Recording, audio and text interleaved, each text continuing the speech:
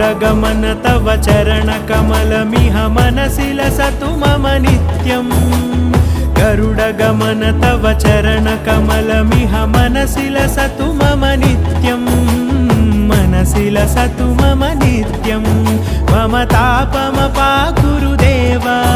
मम पापमपाकुरु देवा मम तापमपाकुरु देवा मम पापमपाकुरु देवा